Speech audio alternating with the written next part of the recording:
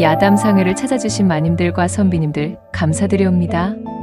여러분들의 간에 두루 만복이 깃들기를 기원합니다. 그럼 오늘의 이야기 시작합니다. 조선시대 어느 한적한 마을에 대대로 부자로 살아온 양반 가문이 있었습니다.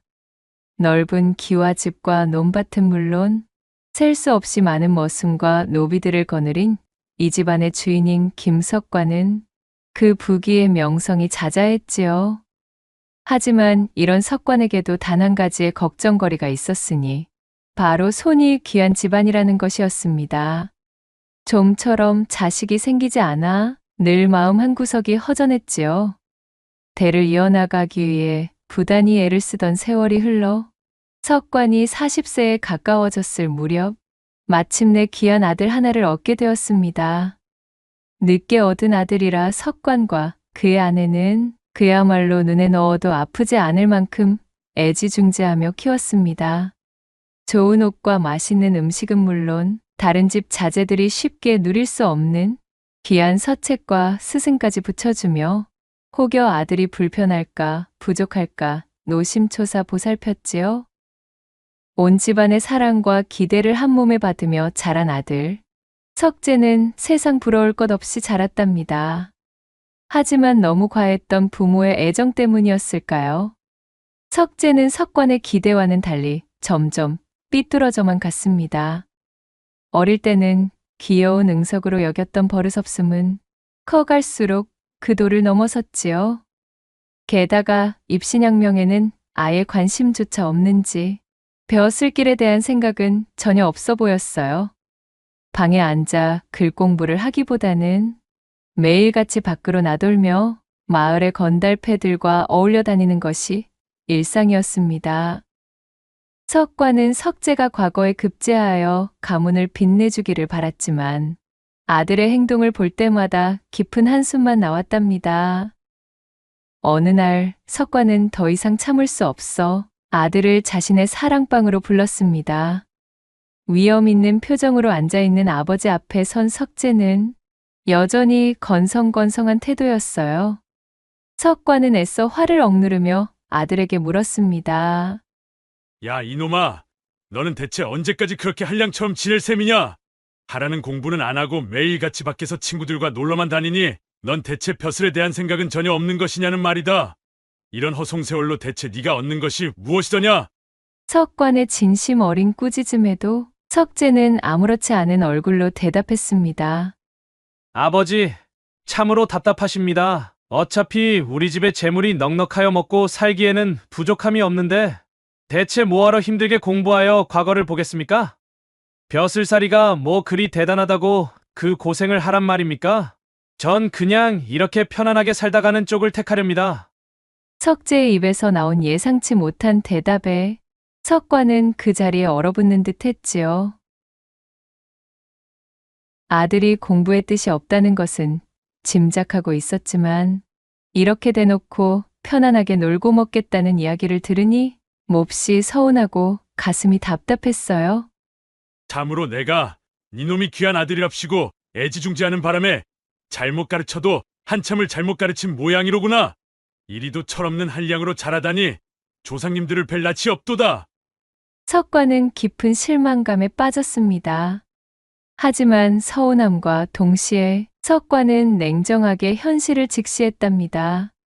솔직히 자신의 생각에도 아들은 머리가 그리 똑똑하지 못했고 설령 억지로 공부를 시킨다 해도 그것을 따를 성정도 없었고 깜냥도 부족했으니 벼슬 길에 오를 가능성은 희박해 보였어요. 석관은 아들에 대한 기대를 일찌감치 접고 새로운 대안을 구상하기 시작했습니다.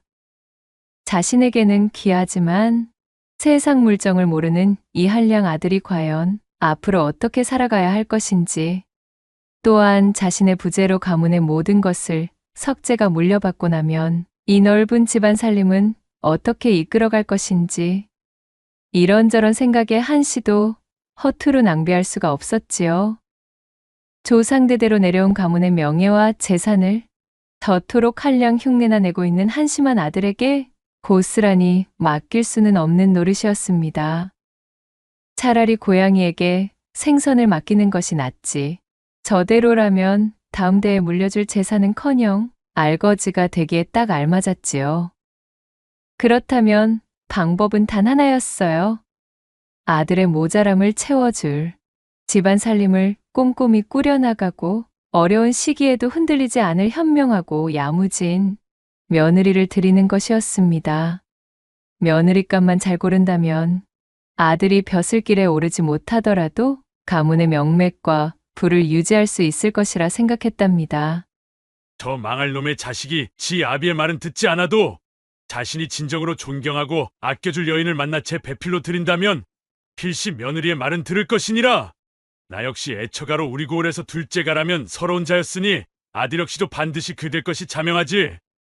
그리하여 석관의 머릿속에는 새로운 계획이 세워지기 시작했어요.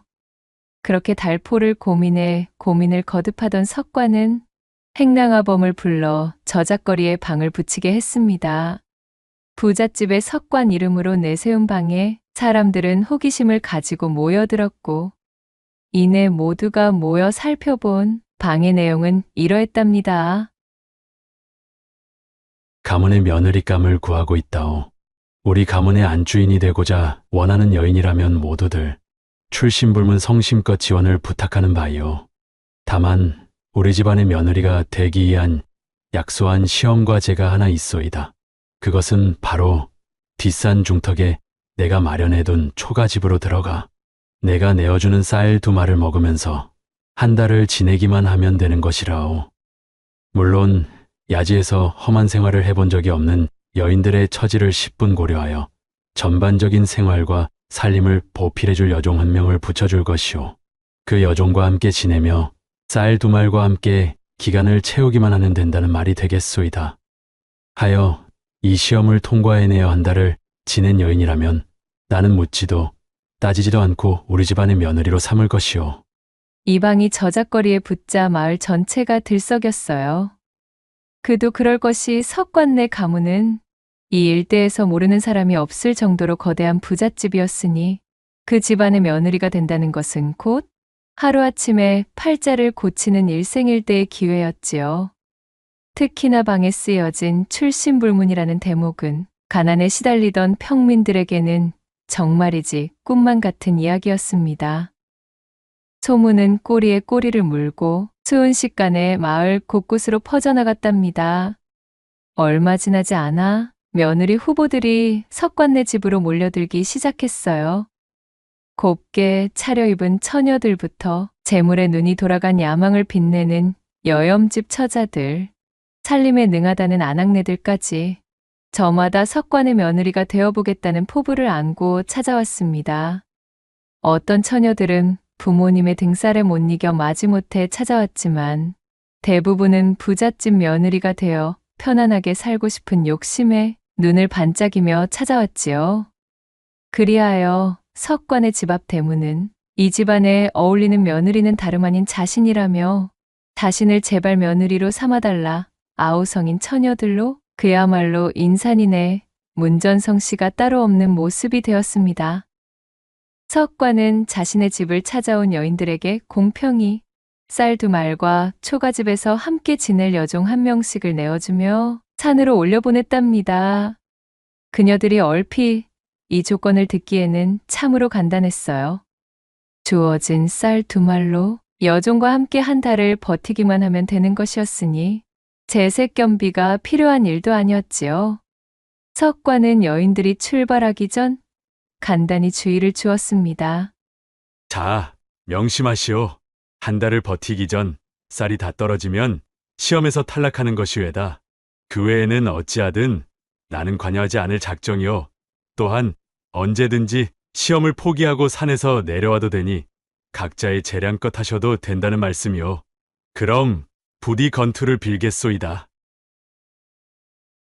그렇게 성대하게 시험이 치러졌고 하루, 이틀, 시간은 꼬박꼬박 흐르기 시작했습니다. 그리고 며칠이 지나지 않아 아니나 다를까 산에서 하나둘씩 여인들이 내려오기 시작했어요. 그녀들의 얼굴에는 실망과 지친 기색이 역력했답니다. 아이고, 세상에 맙소사. 내어주신 요 쌀 두 말로는 고작 열흘도 못 버티겠어요. 나 하나로도 부족한데 이건 뭐 여종까지 먹이면서 둘이 버티려니 참으로 순식간에 동이 나더군요. 산에서는 먹을 것을 구하기도 어렵고 쌀을 아껴 먹으려니 도무지 배가 고파 견딜 수가 없었습니다. 여인들은 저마다 쌀이 부족하다, 배가 고프다, 힘들어 못 버티겠다며 하소연을 늘어놓았습니다. 석관은 그들의 이야기를 들으며 실망감을 감추지 못했지요. 주어진 쌀로 한 달을 버티는 것은 단순히 굶주림을 참는 인내심만을 시험하는 것이 아니었어요. 그것은 곧 최소한의 자원으로 최대한의 효과를 내는 살림 능력과 부족한 상황 속에서도 다른 방법을 찾아내고 어려움을 극복하는 생활력을 시험하려는 속내를 가진 것이었습니다. 그렇게 날이 갈수록 산에서 하나둘씩 시험을 포기하고 내려오는 여인들의 수는 늘어났답니다. 그들의 얼굴에는 처음 찾아왔을 때의 기대감은 온데간데 없고 굶주림과 지침, 그리고 분함과 실망감이 가득했어요. 어떤 여인은 쌀을 아낀다고 하루에 한 숟갈만 먹다가 기운이 빠져내려왔고, 어떤 여인은 여종에게 밥을 적게 주다가 여종이 도망쳐 혼자 남게 되어 내려왔지요. 대부분의 여인들은 쌀을 어떻게 아껴 써야 할지, 혹은 쌀이 부족할 때 어떻게 다른 먹을거리를 구해야 할지 전혀 알지 못했습니다. 그저 주어진 쌀만 바라보며 하루하루를 버티려 했을 뿐이었어요. 며칠이 더 지나자 이제는 거의 아무도 산에 남아있지 않았답니다. 찾아온 수많은 여인들 중에서 한 달의 절반인 보름을 넘긴 사람도 손에 꼽을 정도였고, 가장 오래 버틴 사람도 겨우 20일을 채우지 못하고 내려왔지요. 석관은 사랑방에 앉아 담배를 뻑뻑 피워 물며 깊은 시름에 잠겼습니다. 참으로 이럴 수가 있나? 이렇게 우리 고을에 인재가 없다는 말인가? 세상을 살면서 무수히 많은 어려운 상황에 직면하게 될 것인데 끼리 대처할 줄을 모르는 여인들 뿐이라니, 이런 이들에게 어찌 이 집안 살림을 맡길 수 있단 말인가? 석관은 한숨을 쉬며 턱수염을 쓸어내렸어요. 그러는 한편으로는 혹시 시험이 너무 어려웠던 것인지 쌀 한 말을 더 얹어줄 걸 그랬으려나 하는 생각이 스치기도 했으나 이내 고개를 저었습니다. 석관은 눈을 감고 깊은 생각에 잠겼답니다. 이대로라면 도무지 마음에 드는 며느리를 찾을 수 없을 것 같았지요. 가문의 미래가 걸린 문제였기에 그의 걱정은 이만저만이 아니었어요. 어쩌면 하늘이 노한 것일 수도 있겠도다. 못난 아들의 운명을 며느리를 통해서 날로 먹으려 한 것이 아닐까? 다시 생각해보면 애초에 저리 부족한 놈의 배필로 총명한 여인을 찾는다는 것 자체가 어불성설일지도 모를 일이겠구나. 그렇게 시름이 깊어가고 슬슬 석관도 지쳐가던 바로 그때였습니다. 마당 쪽에서 조심스럽지만 단단한 발걸음 소리가 들려왔습니다. 석관은 기대 없이 눈을 떴어요. 그리고 그 순간 그는 평범해 보이지만 어딘가 반짝이는 눈빛을 가진 한 처녀가 서 있는 것을 보게 되었답니다. 그녀의 옷차림은 수수했지만 자세는 곧고 표정에는 당당함이 서려 있었지요. 처녀의 앳된 얼굴에는 다른 여인들처럼 노골적인 야심의 흔적이나 한몫 잡기 위해 표독스럽게 콧김을 뿜어대는 기색이 전혀 보이지 않았습니다. 오히려 약간의 나른함 속에서 숨어있는 묘한 활기와 총명함이 느껴졌지요. 자네는 이 고을 사람이 아니신가? 어쩐지 생경한 기운이 드는 것이 외지에서 걸음한 분 같구만 그려. 석관은 그녀에게 풍기는 낯선 느낌에 그리 물었습니다. 제 고을의 모든 여인을 아는 것은 아니었지만 분명 그녀는 이전에 단 한 번도 마주쳐본 적이 없는 낯선 얼굴임은 틀림없었지요. 그동안 찾아왔던 여인들 대부분은 마을 근처의 처녀들이거나 이웃 마을에서 소문을 듣고 찾아온 이들이었는데 이 처녀는 마치 먼 길을 떠나온 사람 같았어요. 그러자 처녀는 공손하게 고개를 숙이며 대답했습니다. 네. 풍문이 어찌나 거세고도 가벼운지 바람을 타고 날아들어 먼 곳에서 지내고 있던 저희 귓전에 앉지 않았겠습니까? 하여 이 댁의 며느리 시험에 저도 한번 응해보고자 이리 찾아오게 되었습니다. 그러하구만. 그래, 자네의 이름은 어찌 된고? 소녀 현옥이라 하옵니다. 현옥이라. 그래, 잘 알겠네. 서옥과는 어쩐지 범상치 않은 이 처녀 현옥에게 마지막 희망을 걸어보기로 했답니다. 그는 현옥에게 시험의 내용을 다시 설명해주고 쌀 2말과 1명의 여종을 내어주며 산 중턱에 초가집으로 올려보냈습니다. 그럼 어디 한번 잘 헤쳐나가 보시게나. 알겠습니다, 어르신. 그럼 다녀오도록 하지요.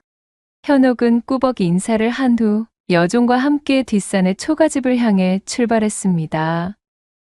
함께 가게 된 여종은 이미 수많은 여인들을 따라 산에 올라갔다가 쌀이 모자라 고생만 죽어라 하고 내려왔던 터라 이번에도 똑같은 일이 반복될 것이라 생각하며 시큰둥한 표정이었어요.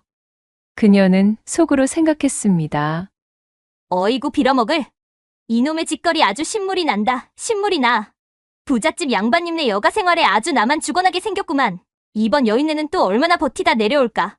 이거 꼼짝없이 또 따라가서 굶주림만 견뎌야 하니 참으로 내 신세도 오라지지 오라져. 머슴살이도 대감집에서 하라고 하던데 이거 아무리 보아도 나는 집을 잘못 고른 모양이여. 그러는 사이 현옥과 여종은 산길을 따라 어느새 초가집으로 당도했습니다. 도착했을 때는 이미 해가 서산으로 기울어 어둠이 내리기 시작했어요. 여종은 매번 해왔던 일이니 익숙하게 부엌으로 가 밥을 지을 준비를 했어요. 그리고는 여태껏 그래왔듯이 현옥에게 조심스럽게 물었습니다. 자, 오늘부터 시험이 시작되었습니다요. 그래, 저녁에 쌀을 얼마나 사용하여 밥을 지어 올리면 되겠습니까요? 여종은 이번에 시험을 보는 이 여인도 초장부터 쌀을 아끼기 위해 1숟갈이나 2숟갈 정도만 하라고 말할 것이라 예상했지요. 하지만 현옥의 대답은 예상 밖이었습니다. 어디 보자. 저와 함께 지내실 그쪽의 식성은 어찌 되시나요?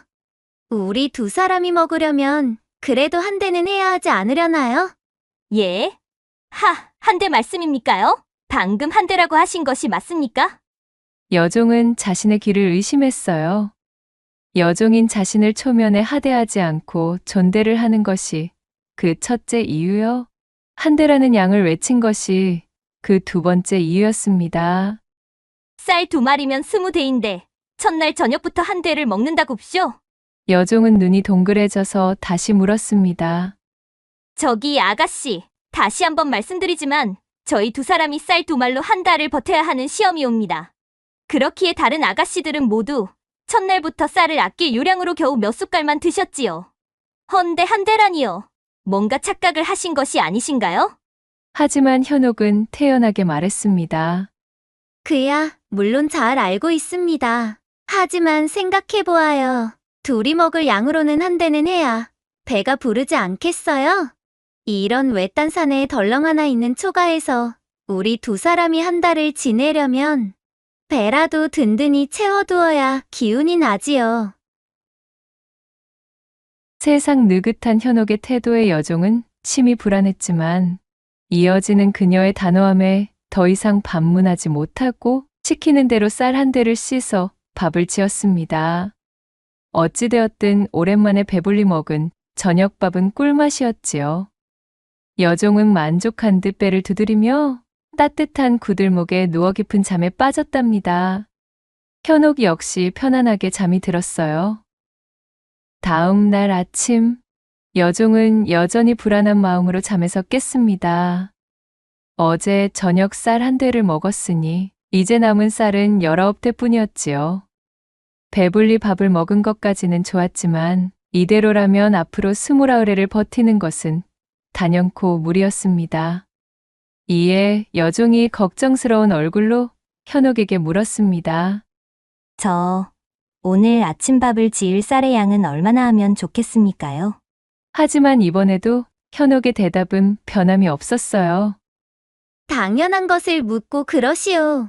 어제와 마찬가지로 한 대는 해야지요. 사람은 아침밥을 든든하게 먹어야 하루가 편안하게 흐르는 법 아니겠습니까? 그녀의 말을 들은 여종은 기함했습니다. 예? 또 한 대나 하시겠다고요? 저기 아가씨, 대책 없이 이런 속도로 쌀을 소모하시다가는 이번 도전은 몽땅 물거품이 되고 말아버립지요. 헌데도 참말 괜찮으시겠습니까요? 숱하게 도전해왔던 다른 처녀들과는 달리 자신에게 살갑게 그러면서도 얘를 지켜 하대하지 않는 현옥이 어쩐지 마음에 들었던 여종은 슬슬 현옥이 걱정되기 시작했지요. 다른 처녀들이 굶주림에 시달리며 자신에게 성질을 내던 생각을 하니 혹여나 현옥에게도 그런 일이 벌어질까 염려되어 벌써부터 기운이 빠졌지요. 그때 현옥이 살짝 웃으며 말했습니다. 그것은 제게 다 생각이 있습니다. 어르신께서 제게 말씀하시기를 쌀 2마를 사용해서 여종과 함께 한 달을 버티는 여인을 며느리로 삼겠다고 하셨지 반드시 내어준 쌀 2말만 먹고 한 달을 버티라고는 하지 않으셨지요. 여종은 현옥의 말뜻을 깨닫지 못하고 멀뚱히 바라보았어요. 현옥은 여종의 어깨를 가볍게 두드리며 덧붙였습니다. 물론 저도 저희에게 주어진 양은 쌀 2말로 이렇게 푸지게 차린 밥만 먹다가는 한 달을 절대로 버틸 수 없다는 것을 잘 알고 있지요. 그러니 우리는 이 산에서만 지낼 것이 아니라 마을로 내려가 먹을 것을 벌어오면 됩니다. 여종은 현옥의 말에 눈이 휘둥그레졌지요. 일을 해서 먹을 것을 번다니 그간 산속 초가집에 갇혀 굶주림을 견디는 시험인 줄로만 알았고 또한 모든 참가자 처녀들도 그리 해왔던 것인데 이러한 접근을 한 사람은 현옥이 처음이었습니다. 여종은 처음으로 이 현옥이 다른 여인들과는 근본적으로 다르다는 것을 느꼈어요. 그녀는 절망 속에서 체념하는 대신 적극적으로 상황을 타개할 방법을 찾아내는 성정을 지니고 있었습니다. 그리하여 현옥은 여종과 든든하게 아침밥을 먹은 뒤 그녀를 데리고 산에서 내려왔답니다. 마을에 도착하자 그녀는 집집마다 돌아다니며 물었어요. 안녕하신가요? 간에 두루 평안하시지요? 호우겨, 남는 일이 없으십니까? 저희가 품삯으로 곡식이나 먹을 것을 받는 대신 이런저런 일을 해드리겠습니다. 현옥은 현명하게도 품삯으로 돈을 요구하지 않았습니다. 초면에 사람이 품을 팔러 집을 방문하여 그 품삯으로 돈을 달라 하면 그것은 거부감이 들기 십상이었지요. 또한 돈은 당장 눈앞의 배고픔을 해결할 수가 없어 식료품을 구하기 위해 장터에 나서는 수고를 들여야 했으니까요. 그와는 달리 품삯으로 곡식이나 채소 혹은 음식을 받게 된다면 품삯을 주는 입장에서도 거부감이 덜했고 또한 그것들은 바로 식량으로 사용할 수 있었기에 시험 과제인 한 달을 버티는 것에 직접적으로 도움이 되었습니다. 현옥의 싹싹하고 진심 어린 태도는 사람들의 호감을 사게 되었고 그렇게 첫 번째 방문한 집에서 간단한 일감을 얻은 현옥과 여종은 맡은 일을 성심성의껏 열심히 처리해 주었습니다.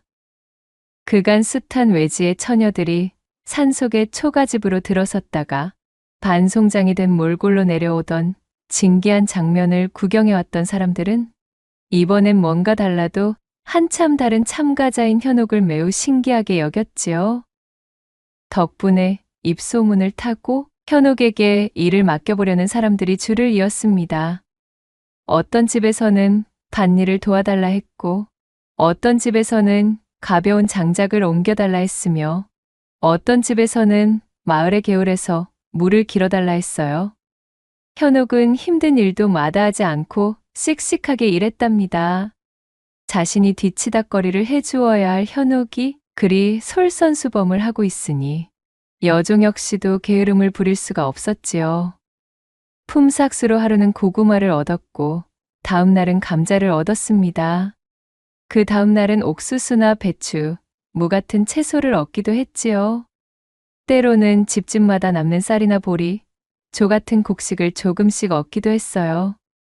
현옥은 그렇게 매일 마을에서 일을 하고 먹을 것을 얻어 산 위 초가집으로 돌아왔습니다. 여종은 현옥의 행동을 보며 매일 놀라움의 연속이었어요. 다른 여인들과 함께 있을 때는 쌀 2말로는 턱없이 부족하다며 금방 포기했는데 이 똑 부러지는 처녀는 달랐지요. 주어진 쌀을 아끼기만 하는 수동적인 자세가 아니라 스스로 밖으로 나가 필요한 것을 벌어오는 능동적인 자세는 여종 생활에 이골이 난 자신조차도 경험하지 못했던 부지런함이었어요. 사정이 일이 되니 매일 아침 저녁으로 밥을 배불리 먹으면서도 쌀은 거의 줄지 않았고 오히려 마을에서 얻어온 다양한 먹을거리로 식탁이 풍성해졌답니다. 여종은 처음에 시큰둥한 태도를 버리고 현옥의 야무지고 강인한 생활력에 진심으로 감탄했어요. 아가씨, 그간 이 시험을 도전하는 처자들이랑 지내면서 배만 쫄쫄 굶고 배고픔에 지친 그녀들의 모진 성질머리나 감당하며 지냈는데 일이 풍성하게 끼니를 해결해보는 것은 참말로 처음입니다요. 이건 뭐 본디 어르신 댁에서 지내며 일할 때보다도 더 진수성찬이구만요. 아가씨라면 주인마님 댁 살림을 거뜬히 꾸려나갈 며느리감으로 적격이라 이 말씀입니다요. 그렇게 현옥과 여종은 서로 땀 흘려 일하며 부대낀 탓에 애틋한 정까지 두둑이 쌓였습니다. 두 사람은 이후로도 마을에 내려가 부지런히 일을 하며 너끈히 한 달을 버텨냈어요. 초가집에 처음 가져갔던 쌀 2말은 거의 그대로 남아 있었지요. 자, 이제 우리 내려가요. 그간 내 뒤치다꺼리를 해주느라 너무 고생이 많았어요. 예, 아가씨. 참으로 한 달 동안 고생 많으셨습니다요. 저는 그동안은 제 여종 팔자를 투덜거리면서 그저 얼른 시간이 지나갔으면 좋겠구나 라는 생각만 하고 살았지. 아가씨처럼 일이 능동적으로 생각하고 움직이면 막힌 곳에서도 새로운 샛길이 나온다는 법은 알지 못했구만요. 허니 아가씨랑 같이 지냈던 요 한 달은 저한테는 나름대로 꽤나 쏠쏠한 배움이 있었던 기간입니다요. 그러니 고생만 한 것은 아니어요. 저는 이제 마음속으로는 아가씨께서 주인마님 댁의 며느리가 되셨으면 하는 마음이 간절할 뿐입니다. 한 달이 되던 날 그들은 산에서 내려와 석관의 집으로 향했습니다. 인기척을 들은 석관이 내다보니 그간 도전자 처녀들에게 응당 들리던 지쳐 쓰러질 듯 힘없는 발소리가 아니었어요. 석관이 의아하여 마당을 바라보았습니다. 그리고 그 순간 그 눈이 휘둥그레졌지요. 마당에는 현옥이 함께 시험에 들어갔던 여종과 같이 서 있었습니다. 먼저 다녀간 다른 여인들처럼 굶주림의 흔적이나 지친 기색이 전혀 보이지 않았어요. 오히려 맑은 눈빛과 똘망한 표정으로 석관을 향해 공손하게 고개를 숙였답니다. 함께 온 여종 역시 이전과는 달리 생기 있는 얼굴로 생글생글 웃고 있는 것이 뭘 잘못 먹었나 싶은 지경이었습니다. 석관은 믿을 수 없다는 표정으로 현옥과 여종을 번갈아 보았습니다. 아니, 자네 진정 한 달을 다 채우고 내려왔다는 말인가? 쌀 2말로 여종과 함께 지내며 한 달을? 다른 처자들이 진작에 내려왔을 기간에도 소식이 없길래 혹여 뭔가 잘못되었나 싶어 사람을 보내려던 참이었다네. 그러자 현옥은 차분한 목소리로 대답했습니다. 예, 어르신. 보시다시피 저희는 한 달을 꼬박 채우고 이리 내려왔습니다. 함께 보내주신 여종과 부대끼며 지내다 보니 어느덧 정이 들어 더욱 즐거웠는걸요? 허허, 이럴 수가. 참으로 믿기 어려운 일이로구나. 허면 그대는 쌀을 얼마나 아껴 먹었기에 그리 버틸 수 있었는가? 석관은 미심쩍은 표정을 풀지 못한 채 물었습니다. 다른 여인들이 쌀을 아끼고 아껴도 열흘 20일조차 못 버텼는데 이 처자는 처음으로 한 달을 채웠으니 놀라울 만도 했지요. 혹시 여종에게 밥을 거의 주지 않고 혼자만 몰래 먹은 것은 아닌가 하는 의심까지 들던 참이었습니다. 석과는 이내 머슴을 시켜 초가집에 남은 쌀을 가져오게 했답니다. 머슴이 초가집에서 가져온 쌀 자루를 풀자 석과는 다시 한번 크게 놀랐습니다. 쌀 2말 중 거의 대부분의 쌀이 그대로 남아 있었던 것이지요. 석과는 자신의 눈을 의심하며 여종에게 물었습니다. 아니, 이것이 어찌 된 일이냐? 쌀이 이리도 많이 남아있다니. 혹여 저 처자가 너를 한 달 내내 굶겼느냐? 그러자 여종은 손사래를 치며 화난 얼굴로 대답했습니다. 어이구, 아닙니다, 주인마님. 제가 또 저한테 찝적대는 삼시기에 그 써먹지도 못할 사내구실은 다 참고 살아도 끼니를 굶기는 것만은 또 못 참는 성미 아니겠습니까요? 한 달 내내 저를 굶기면 어찌 되는지는 주인마님께서 더 잘 아시잖습니까? 저희는 오히려 아침 저녁으로 밥을 배 터지게 먹었습지요. 아가씨께서 제게 쌀을 아끼시다니요. 오히려 주인마님 댁 참모보다도 손이 크셨지 뭡니까요? 뭐라? 배불리 먹고도 쌀이 일이 남았다고? 도대체 그게 어찌 된 영문이란 말인가? 석과는 혼란스러웠어요. 분명 쌀 2말로는 둘이서 한 달을 배불리 먹는 것이 불가능한 양이었으니까요. 그때 현옥이 나서서 석관에게 차근차근 설명했습니다. 소녀에게 주어진 시험은 쌀 2말로 여종과 함께 한 달을 버티는 것이었습니다. 쌀 2말은 저희 둘이서 한 달을 먹기에는 턱없이 부족한 양이지요. 만약 주어진 쌀만 먹으며 버티려 했다면 저희 역시 다른 여인들처럼 며칠 지나지 않아 굶주림에 지쳐 포기하고 내려왔을 것입니다. 쌀을 아무리 아껴 쓴다 해도 언젠가는 바닥나기 마련이니까요. 현옥은 잠시 숨을 고르고 말을 이었어요. 하지만 어르신께서는 반드시 내어준 쌀 2말만을 사용하여 버티라고는 하지 않으셨습니다. 하여 소녀는 생각했답니다. 맹목적으로 주어진 쌀을 아끼는 것 외에 다른 방법으로도 한 달을 버틸 수 있지 않겠는가 싶었지요.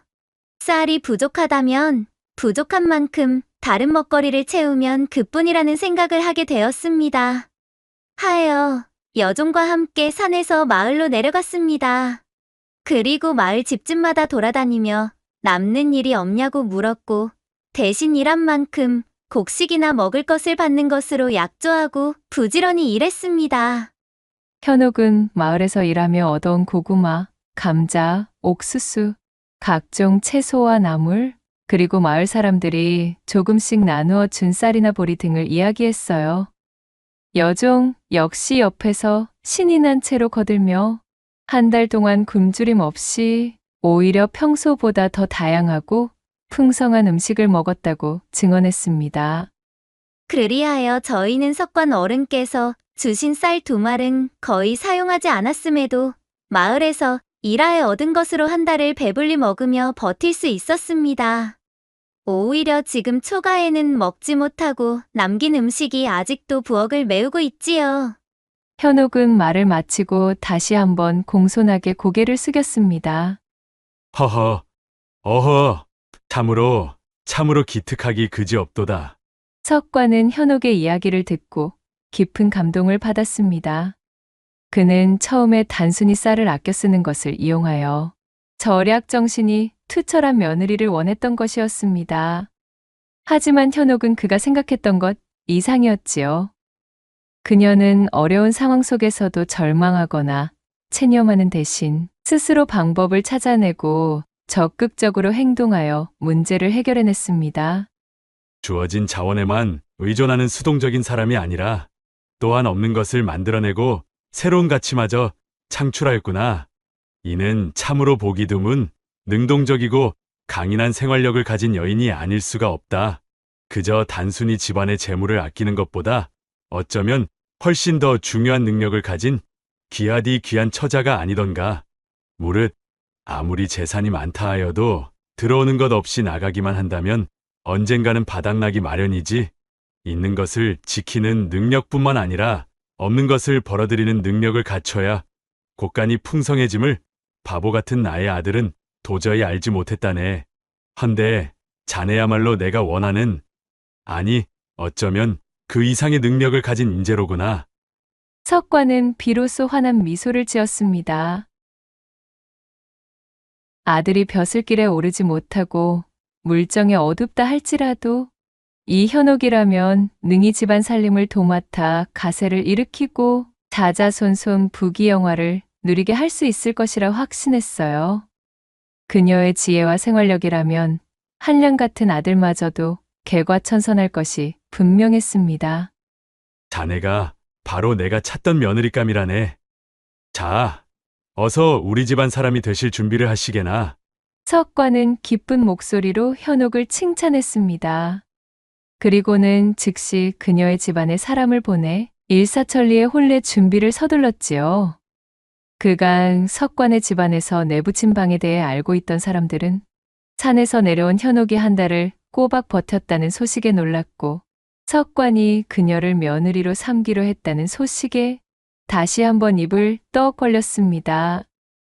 그리고 또한 현옥이 쌀을 아낀 것이 아니라 마을에서 일을 해서 먹고 살았다는 이야기가 전해지자 그 지혜로움과 부지런함에 감탄하며 고개를 끄덕였답니다.